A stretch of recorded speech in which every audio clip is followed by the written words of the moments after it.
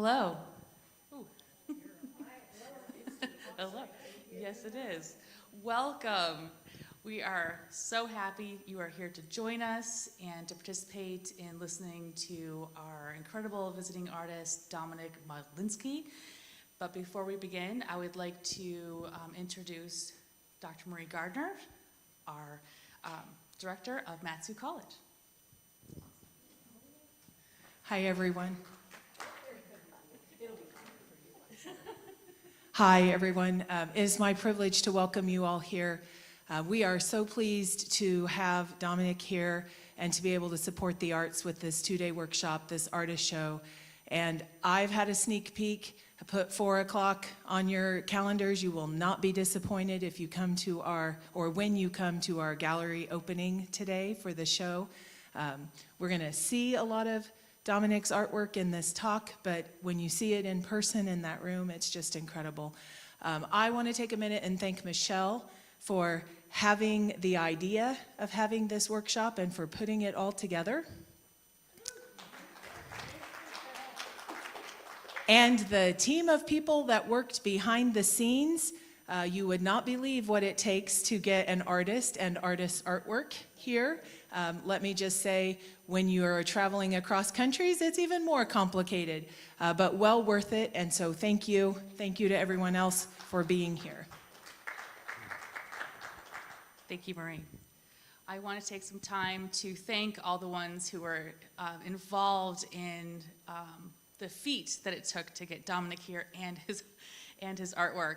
I'd like to thank Maggie McDaniel and Rachel Mayer and Elizabeth Childs and Mary Catherine, I forget her last name. Armin, thank you, Armin. And I would thank them and everyone that was involved. It was quite the feat. And there's a lot of stories behind the scenes.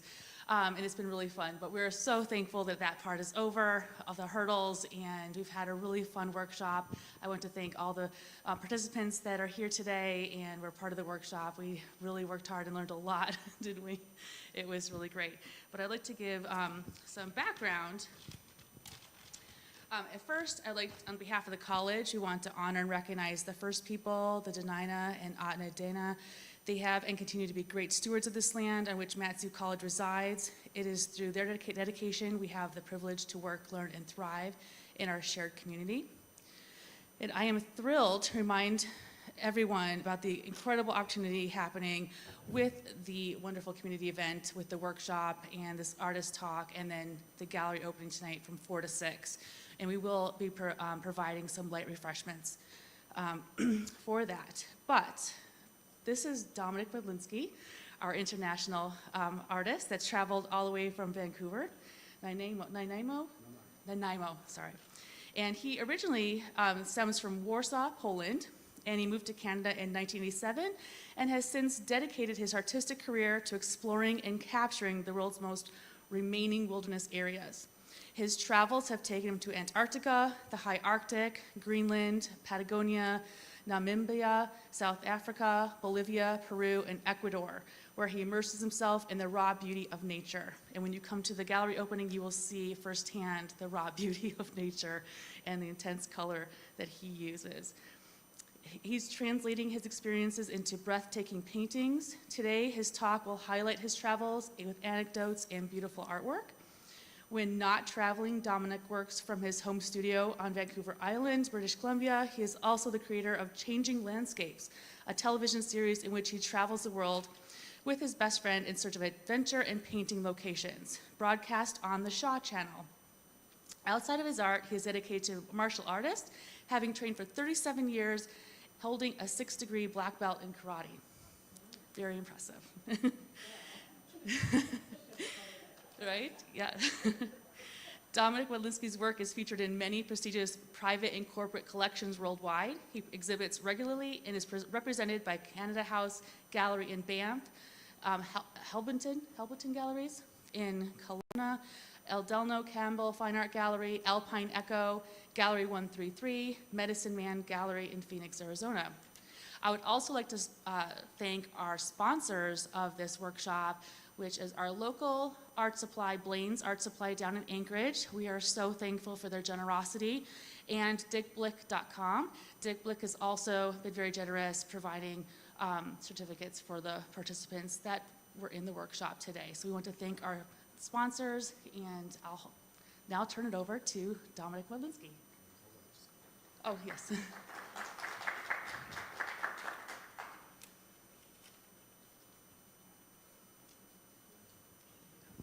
One, two, okay.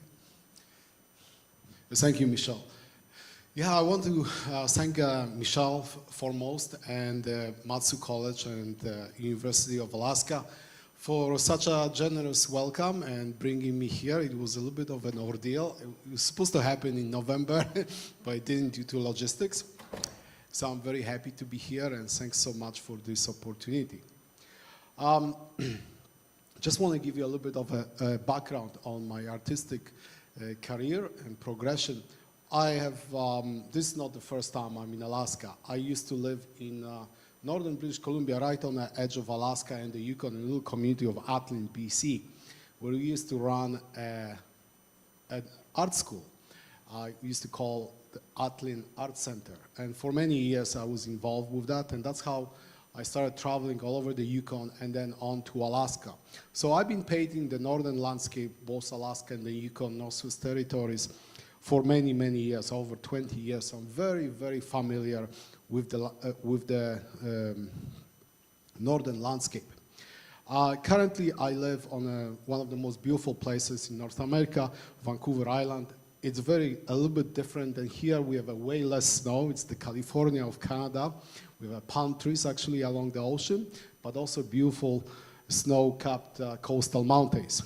And it is the combination of the West Coast, both along the British Columbia, Washington, Oregon, and Alaska, and also the combination of the northern landscape that is so prominent as a subject matter in my painting. So I graduated from Ontario College of Art and Design in Toronto in 1993. And since then, I traveled out west and never looked back. I lived in British Columbia, Alberta, Yukon, and since then, for the last several years, I live on Vancouver Island. I exhibit across Canada and also United States. I teach a lot of workshops, and my passion is a physical experience on land in combination with plein air paintings, which later on I turn into a very large studio paintings, which you'll be able to see at the exhibition next door. I also I have a passion for filmmaking, so we created a couple seasons, TV seasons called Changing Landscapes, and one takes in Bolivia. It's an 8-episode, very crazy. It travels through Bolivia, where we discovered the most amazing landscapes and archaeological ruins of the ancient cultures there. And the second season is on Vancouver Island, as we travel from south to north. So you can view those episodes for free actually these days through my website, paintingjourneys.com. So I will start with the presentation. It's about half an hour, and it will open with little short glimpse produced by Canadian television, global news, and then goes on into geographical areas where I painted. So if we can start, that would be great. Canvas, paint, brushes, and survival gear. Everything a wilderness landscape artist needs. I always paint better when there are extreme conditions. Dominik Modlinski has had some wild experiences traveling to far-off regions. We are going to La Paz, it's crazy. Kayaking, backpacking, off-roading, being on an icebreaker. Opening up a world that he sees a bit differently than others. And the doors and the windows are all elongated trapezoids. As a kid, Modlinski spent a lot of time in the outdoors near Warsaw, and that's where he developed his sense of adventure that he now pushes to the extreme for his art. And once you get home, then you actually scratch your head. gee, I done that. That's could have turned problematic, you know. It has taken him to some of the most remote corners of 6 different continents. El pueblo es Places that only the locals know how to access. Each journey filled with some unforeseen challenges, random diversions, and some pretty terrifying passes. Sometimes we would drive literally a suspension bridge made of, you know, small planks and hope for the best. little detour.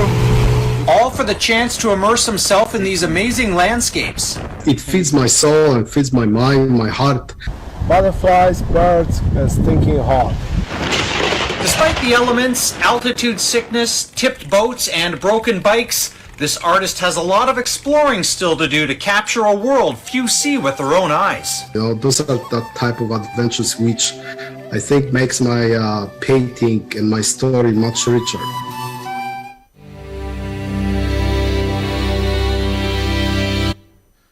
So in the mid-2000s, I had the opportunity to travel to Antarctica on a Russian ship. At that time, it was leased by a Canadian adventure company called Quark Expeditions, which is a really big company that operates both in the Arctic and Antarctica. So I traveled to Antarctica for 5 weeks, across the Drake Passage 4 times, and painted on location for about 5 weeks. And later on, I traveled on to Patagonia, which was my childhood dream. So if we can play again.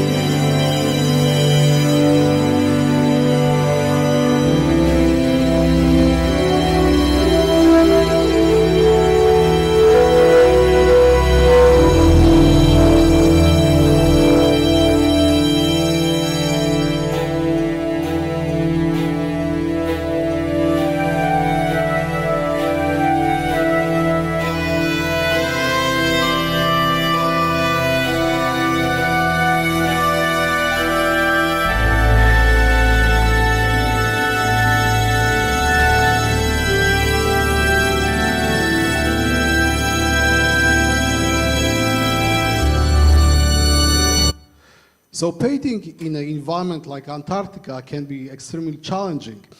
At that time when I was there, it was maybe 5 degrees Celsius, so it was relatively warm for that part of the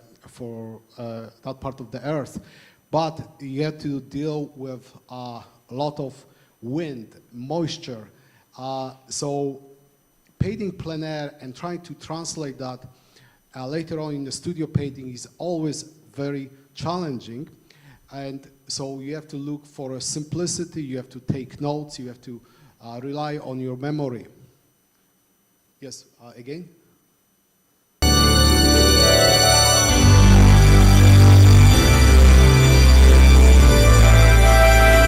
So here you can see one of my plein air setups. This is called Pochade box or Gorilla box. It's made in Colorado by Judson Art Supplies. It was the first Pochade box ever that went to Antarctica, and there's a little article they did later on. The beauty of it is that I have the ability to flip the painting, face it the other way, and close the lid really fast and pack my gear.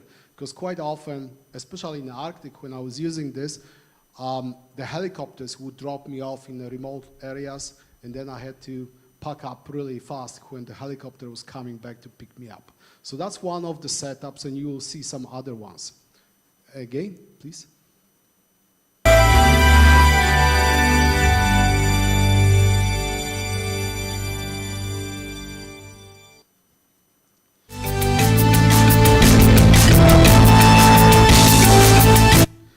So from Antarctica, once I landed in Ushuaia, which is at the very tip of South America, it's also called the Fire Land. I rented a little car, which was never the same after I returned because of the type of the roads. And I traveled to area that I saw when I was a little boy in a geography class in Warsaw. And I saw those peaks of those beautiful parks. And I said, I have to get there, you know, when I'm gonna be in my mid-30s. And I did, and this is one of the locations that I painted. Yeah.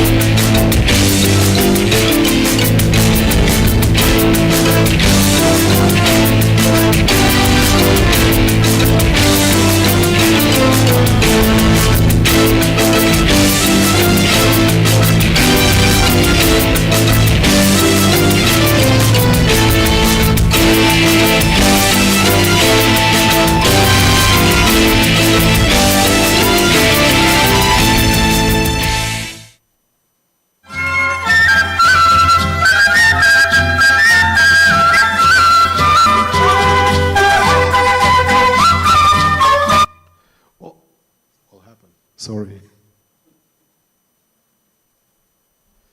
Must have pressed the wrong button. My apologies.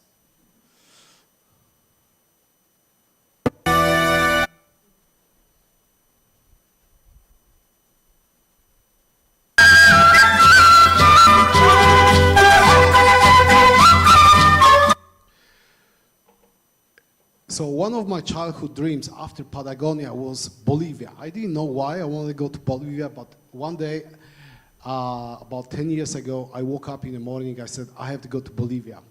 And we gathered enough money and some sponsors and a very good friend of mine who is a filmmaker. We flew to Bolivia to create a TV series. We came up with the name Changing Landscapes, and we traveled for 7 weeks on motorbikes out of Cusco, Peru, and crossing into Chile and on to Bolivia. It was the experience of the lifetime. And we got lost in the Amazon. It was just incredible.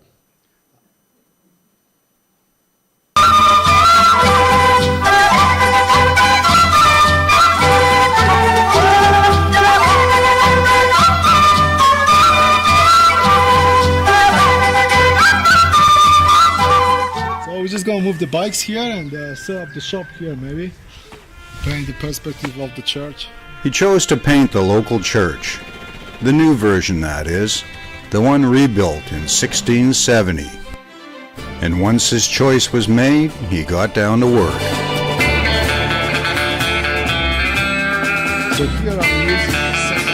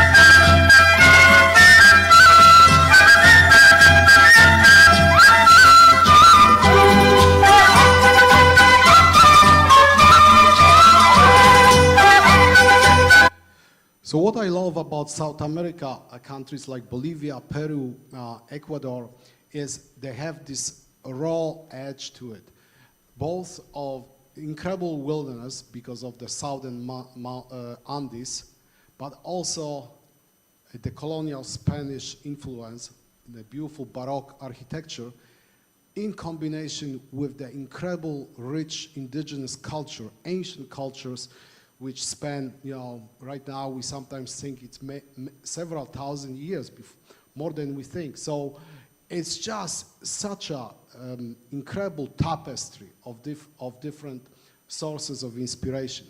This is Lake Titicaca as we are going to the place where the Inca culture is supposed to be born. Yes.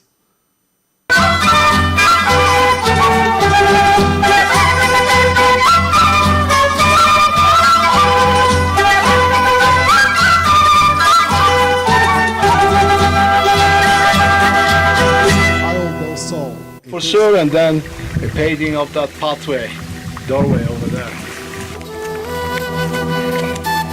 Okay, go see your friend. That's right. So this is one of the oldest Inca structures in South America.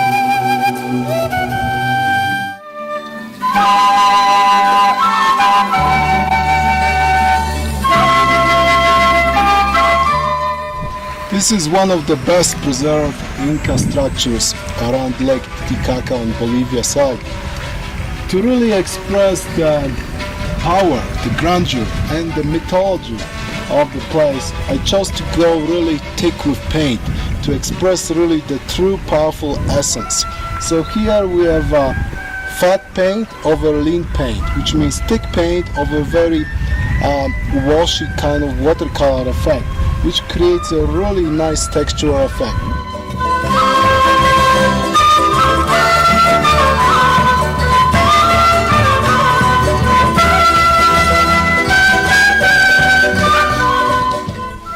When you deal with any kind of landscape, the appreciation and concept of handling light is the most important part of the successful work. So here, it's a early afternoon and I'm dealing with many layers. So I'm starting from light to dark, basically, and also from lean to thick paint. So I slowly build up the texture.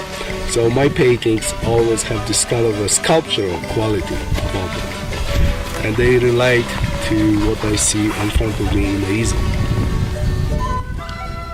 After each painting was finished, I watched Dominik perform his little ritual.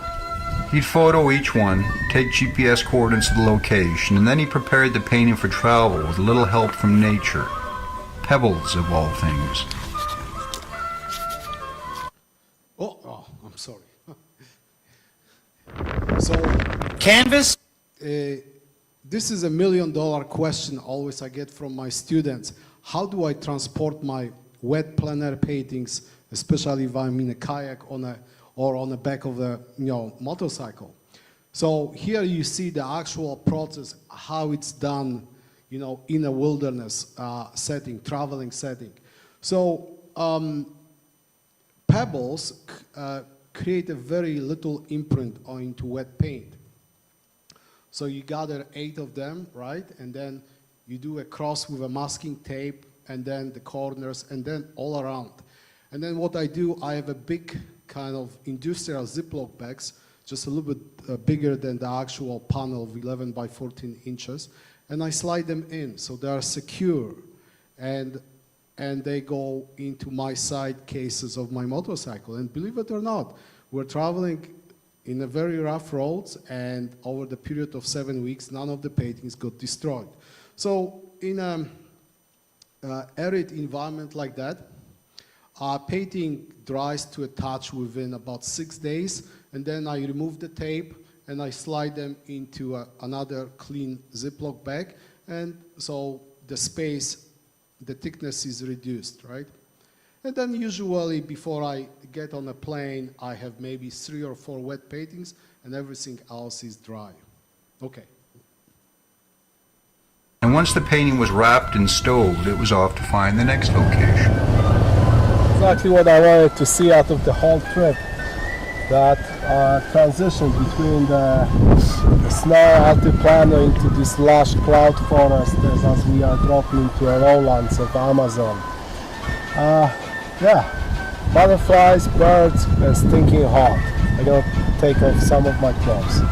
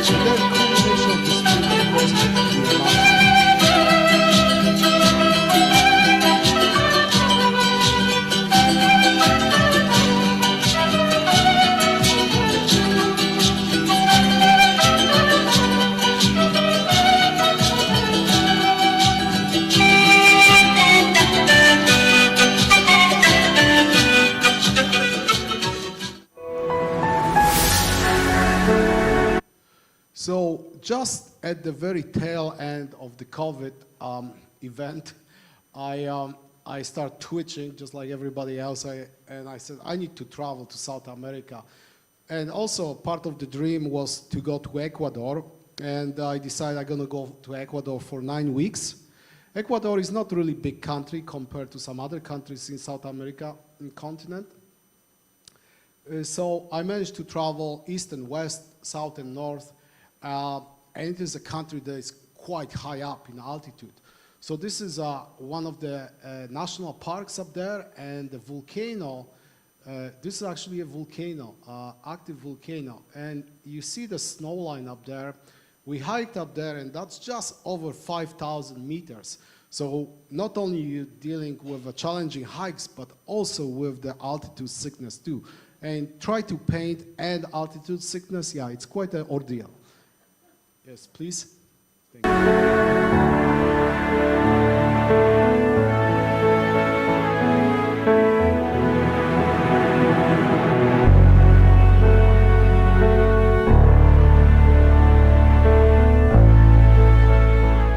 I always paint better when there are extreme conditions. Capture the essence. You have to paint fast.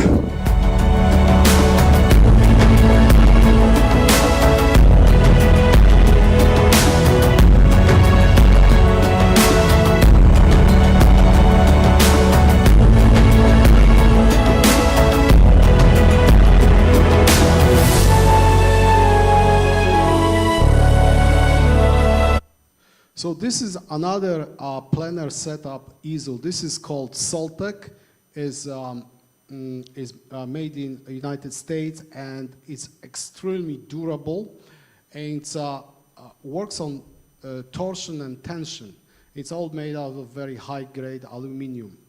So I highly recommend that easel. It's not the lightest thing, but it folds in such a way that it's very easy, very quite flat, and you're able to put it in your backpack.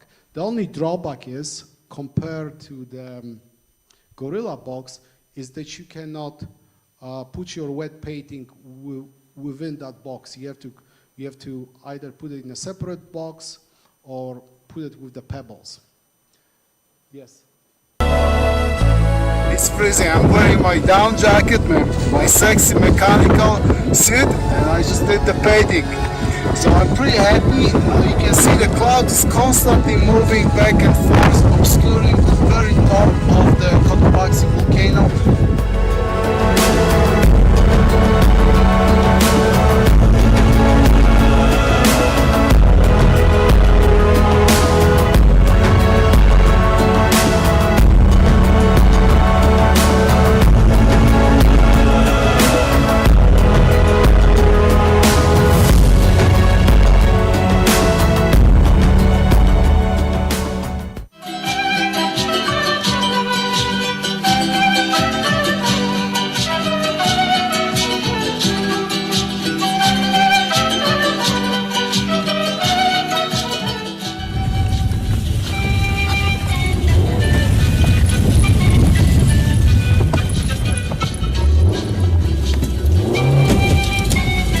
That car was never the same.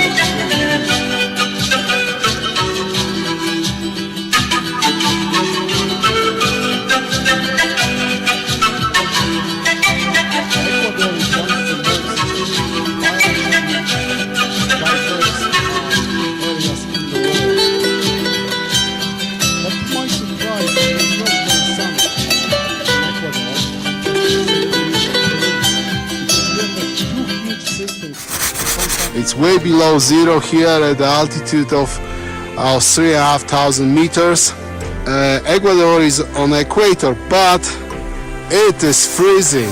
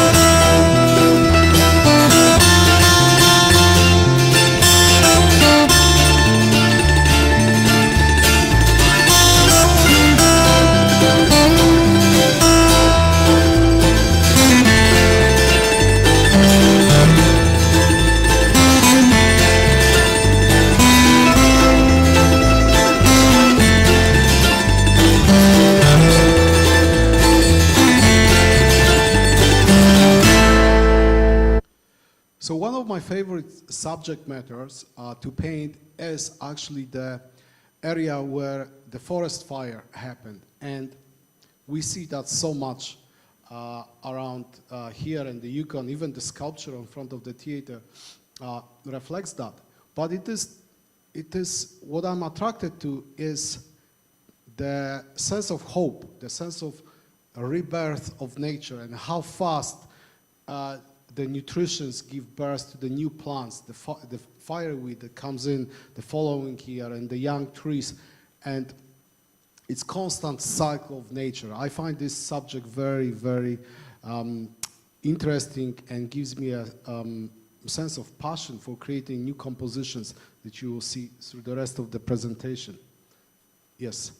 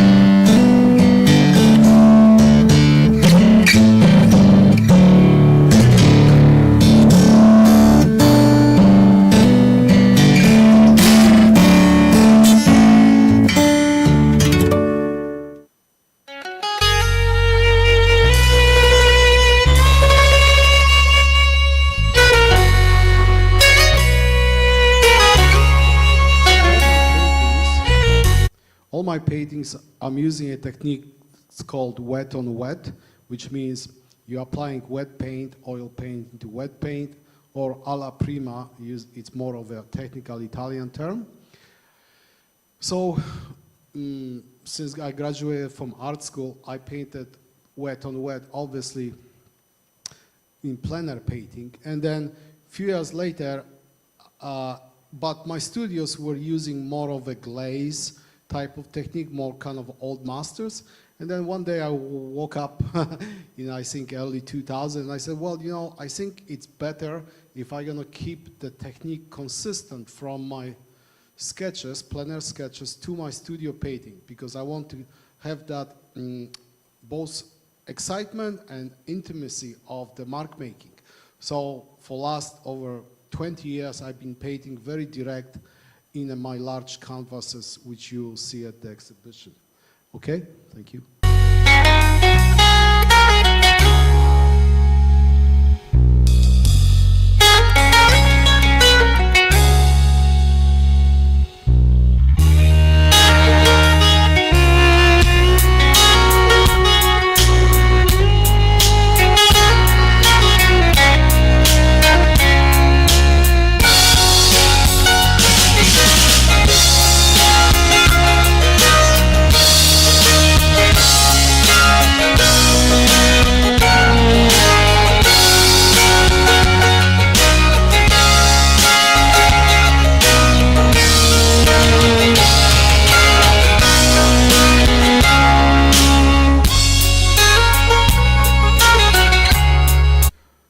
I love connecting the abstract quality of mark making with some representational concepts. It's a beautiful combination and juxtaposition. Every successful piece of art, regardless of the medium, works on the base of juxtaposition. So here in a landscape painting, I'm using abstract quality, vice versa realism. Okay?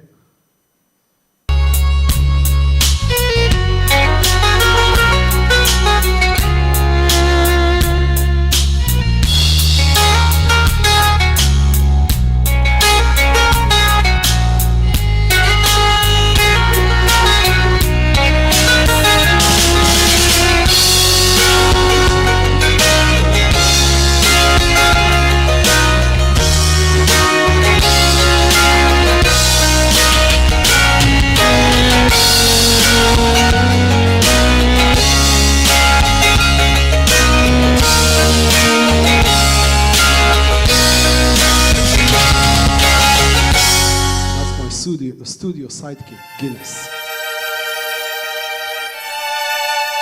So this is a beautiful island that I live on, Vancouver Island, and this is view from Tofino into the Pacific.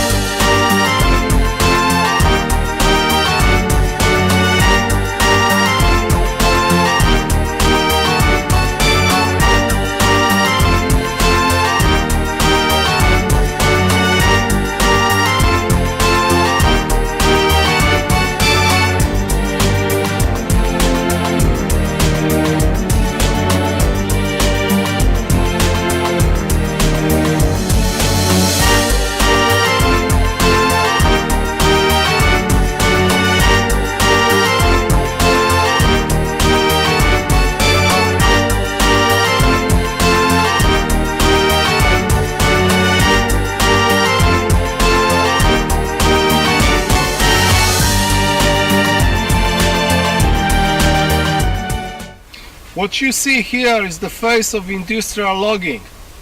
I'm sitting on an enormous stump of a cedar. I would say at least it's 500 years old.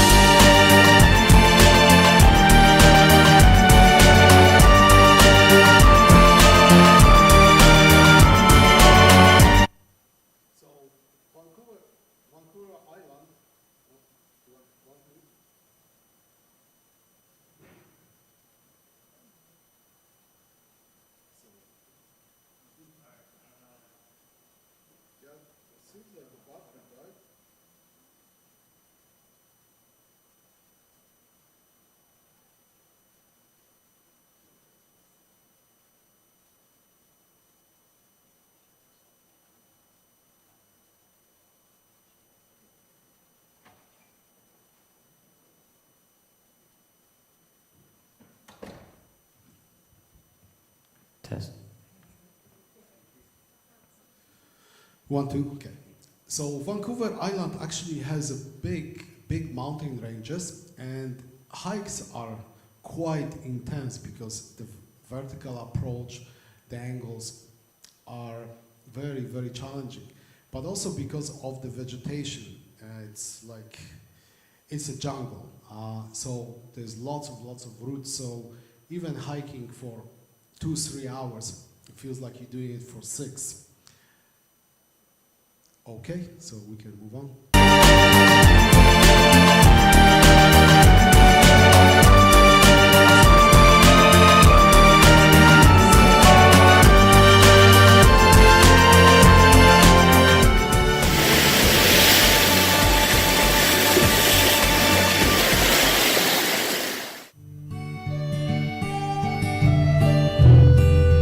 So I grew up in to school area, travel school, quite a bit.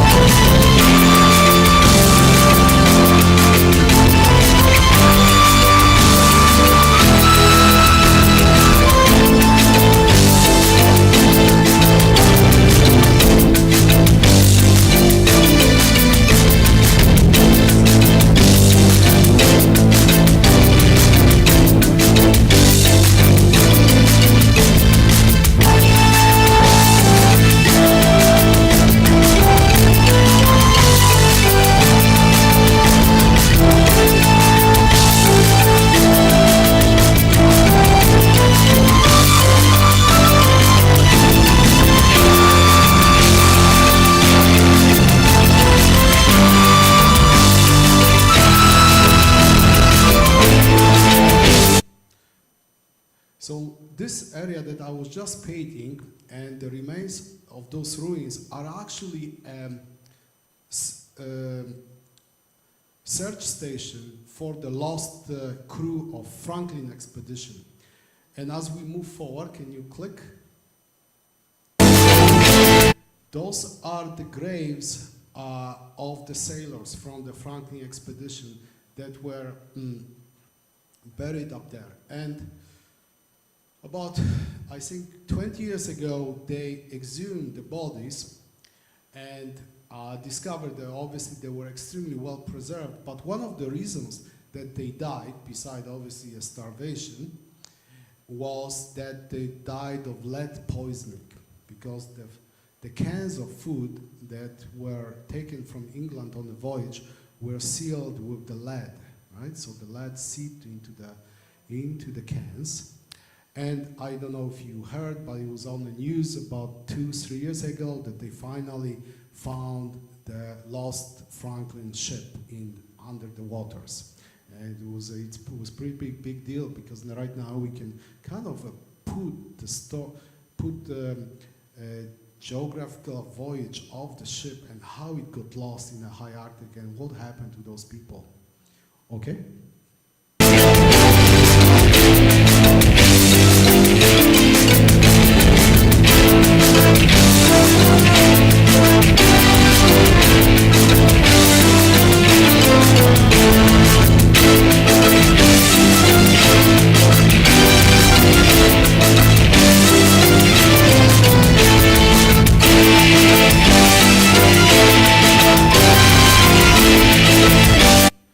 So this was a beautiful day. The expedition leader and the captain decided to stay in that bay for about 24 hours, and the ship kind of lodged itself into the ice floe. And the expedition leader asked me, Dominik, we need to burn some fuel.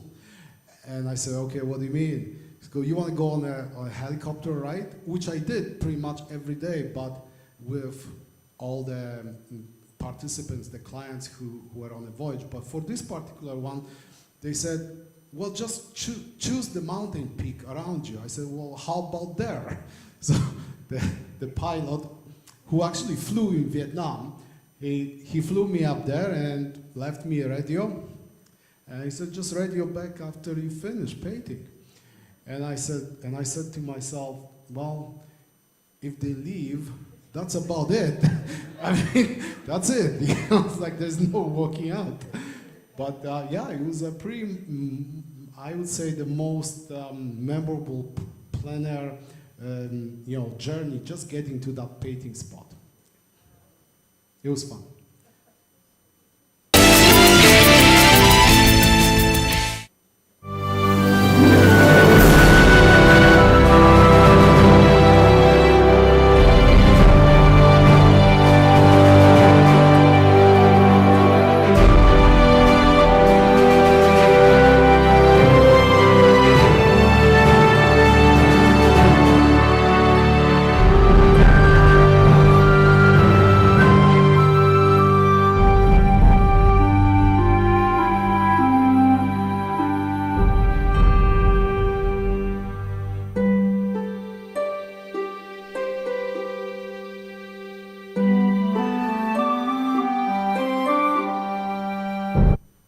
This painting depicts a location of the Royal Canadian Mounted Police station from 1910.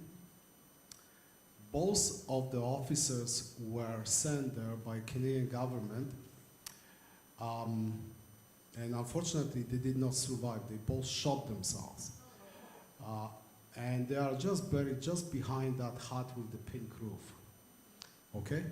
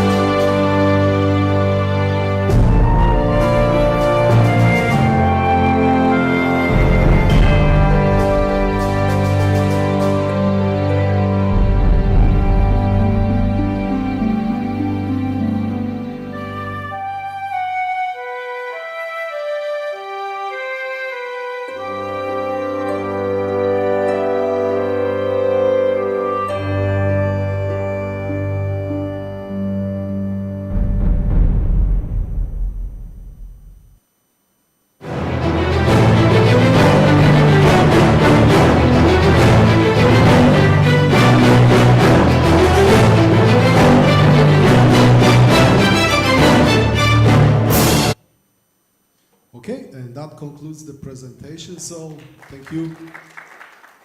So if you have any questions, that probably is a good time to ask if you have a specific question. And after that, we can go to the gallery and you can see some of the originals. Actually, I have a few originals from Alaska, and then the rest of it of the big limited edition prints of my big studio paintings from the Yukon and Alaska.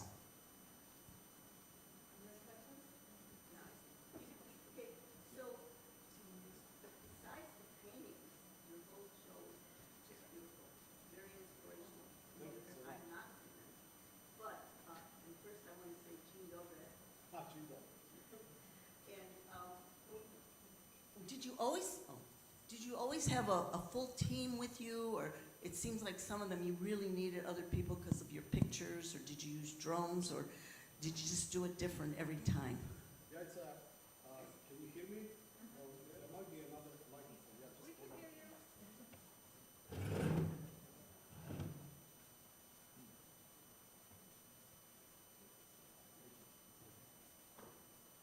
on. 1, 2, yeah.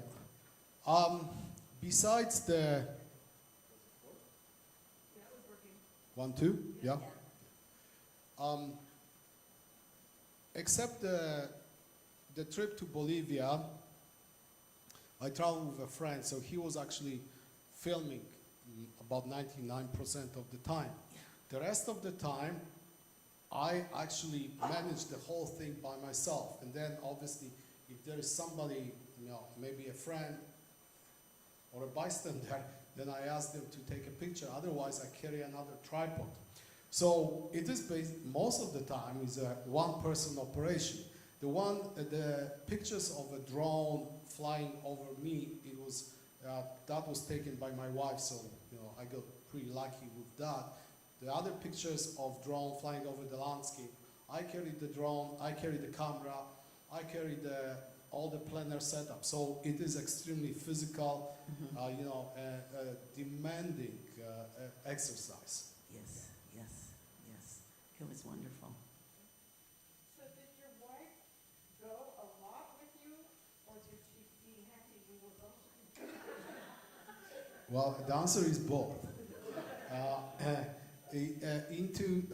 She has traveled with me to Africa, and that was a lot of fun, and Namibia. She has traveled with me to Ecuador, and I told her, it's going to be great in Ecuador, such a beautiful country. And it was, except a week later, that was our honeymoon. But we got married like 14 years later after we met. But anyway, so honeymoon, right? We go to Ecuador, everybody's excited, and then national strike hits. And the national strike in Ecuador is a very serious event. I mean, they are blocked all roads, they're burning tires. We're in this little car in Andes, and she has to fly out of Quito. It was interesting. Yeah, she was glad to be back home, and then I had another 6 weeks to deal with that. So that was interesting. Yeah, and then when I'm away, then she's able to renovate the place and do all the stuff.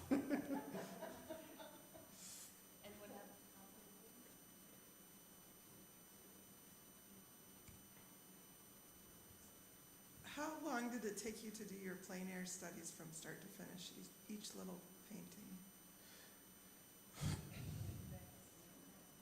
So the actual process of painting is anything between 1 hour to 3 hours, depending on the complexity, on the composition. But the actual prep time, right, from putting your stuff together in your studio, packing your backpack, traveling, unloading, hiking, putting everything back, hiking back to your tent or wherever, it's hours and hours, right? I think a lot of people don't realize how much physical and emotional commitment goes into creating those paintings. It's not an easy task.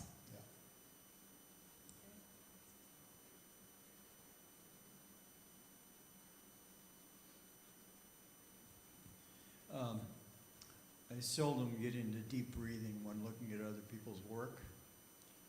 Today I did. And I wonder about, you know, your underlying ethos and your thoughts about, it appears to me you were influenced by Cézanne and Caspar Friedrich and others, a little bit of Matisse in the color. But I wonder what your underlying thoughts are about what happens for you inside when you're in the situation where you're doing the work. There's this term called apperception, and I experienced that in your work, and I wonder what your thoughts are about that. Yeah, thank you. It's a very deep question. First of all, when people ask me what motivates me to paint, I answer, well, it's very simple. I just want to be on the land and see nature and experience nature, because nature is the source of creation. What drives me, what inspires me to travel through different areas of the world, especially areas where the mountains are, I want to find both similarities and the differences, and want to bring them together. Obviously, human nature leaves amazing, sometimes very negative, sometimes positive imprint on nature. South America, I find so fascinating, the indigenous footprint on the landscape, especially the terraces, where they grew the crops, is something that really moves me. And because I was born in Europe, grew up in an extremely culturally rich country with old buildings, very ancient culture, I'm always drawn to the cycle of the progression of the human spirit. In terms of the art itself, I'm never satisfied with my creation, just like every artist, but I always look for another way of doing same thing but slightly different. So I always try to build on my technique, improve my technique, and the core of my painting is to find the most immediate mark that describes the essence of the space, the spirit of the space. And mountains are something that I'm mostly drawn to. Prairies don't really catch my heart as the mountain landscapes. And the influence of previous artists, obviously, when I was younger artist growing in Toronto was the Group of Seven, obviously, because it's so prevalent. But as I started study art history, the concept of Fauvism and then American abstract expressionism also was very much important part of my source of inspiration. Also, lots of painters from Poland, as I grew up, were the beginning of my passion for painting. Anyone else have a question? Yes, okay. You said you wanted to go to Bolivia when you were a little kid. Yes. What made you, what fascinated you about Bolivia? I think even at that young age, and that was probably, we are talking between 6 and 10, I managed to, my father had a huge library and always was fascinated by South America and wilderness. He was a very famous scientist in his field and kind of a Renaissance man. So I read a lot, and he always gave me books. And one of the books was on South America. Another book was on Mongolia. So at that time, many of the books did not have color photography. So I looked at some of the images where they were black and white of those faraway places. You're in the middle of the Central Europe, right? You live in a cosmopolitan European city, but then you dream of those places that have the mystery. So as a child, I started thinking about, areas like Klondike even too, right?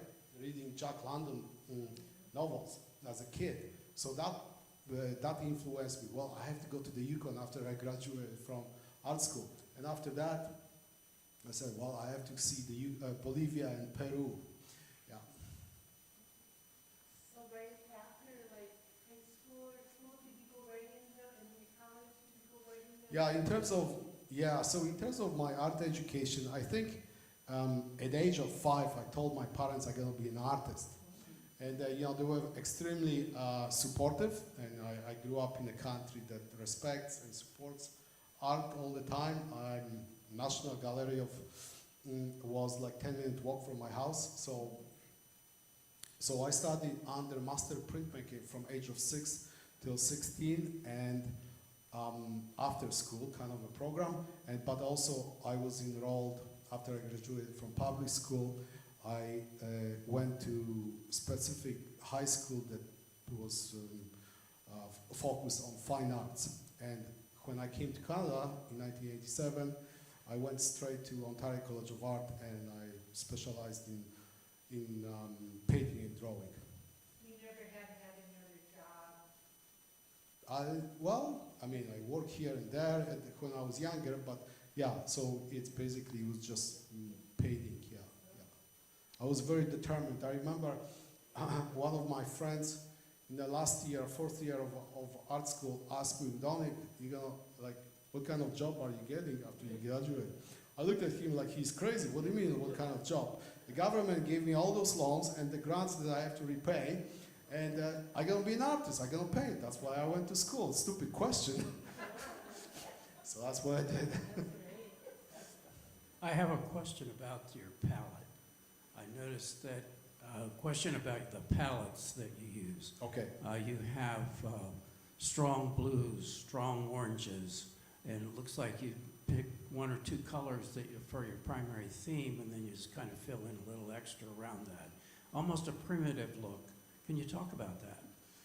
Yeah, so I use a lot. I use the combination of semi-neutral and neutral colors a lot in the background, and as it comes forward, I use the combination of tertiary, secondary, and primary colors to bring the viewer closer.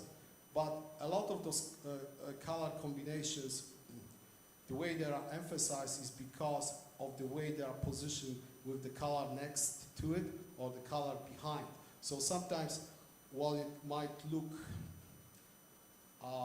extremely intense beside one color, on its own might not be so intense. So when I teach painting, I said it's not just about colors, but it is about the positioning of that particular color within the area of other colors, right? So I teach few workshops about color theory, and I always find that fascinating. It's never-ending journey how you can create so many variation of the same composition with so many different themes, right? So one of my favorite color contrasts is simultaneous contrast, where the contrast, the effect of color, the vibration happens not physically but within our brain, right? So it's a very magical effect. So yeah.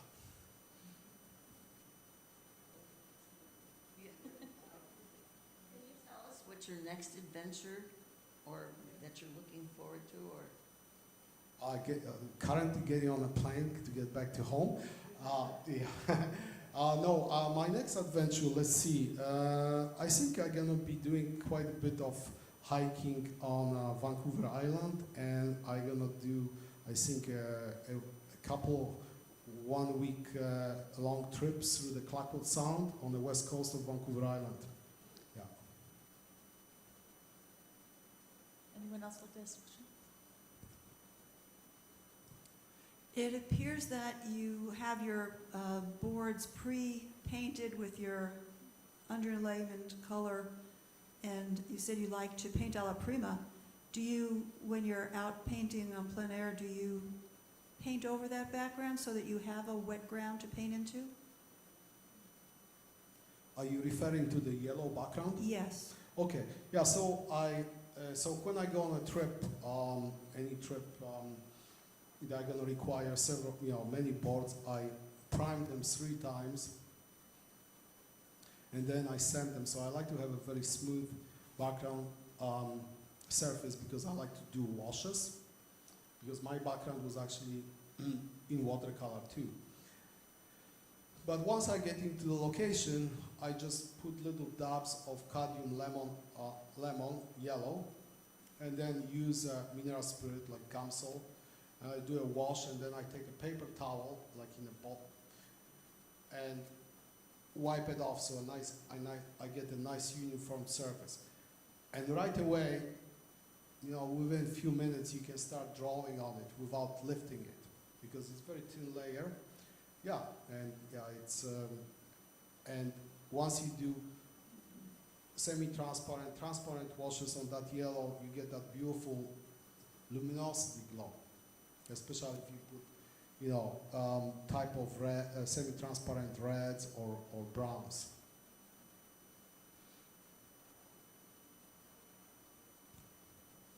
All right, was there anyone else asking any more questions before we end today? All right, well, thank you so much for coming to the Artist Talk, and thank you, Dominik, for Thank the you. Artist Talk. We really enjoyed that. And we can head over to the gallery at the second floor, the FSM building, and we'll meet you right up there, and we'll have light refreshments. Thank you so much.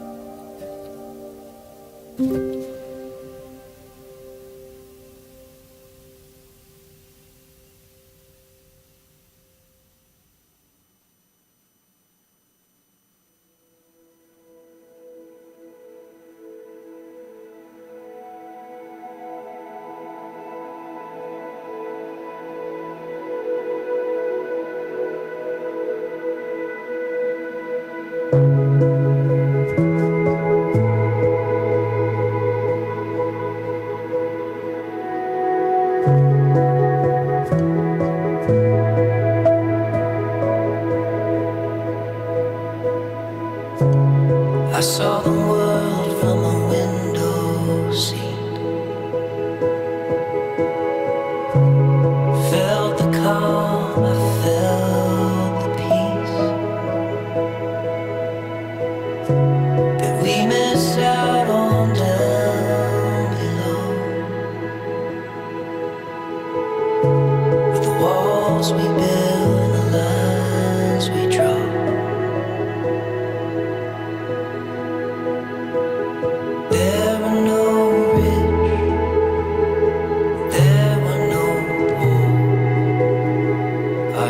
differences didn't matter anymore. Sometimes I wish the world could see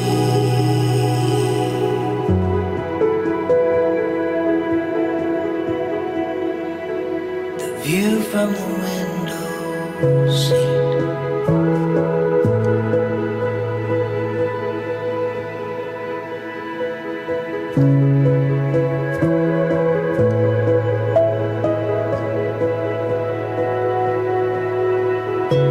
The city lights from up that high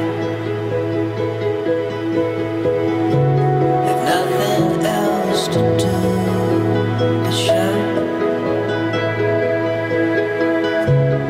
like the moon, like the sun. They come out for everyone. There were no rich, there were no poor. Our differences didn't matter anymore. Sometimes I wish the world could see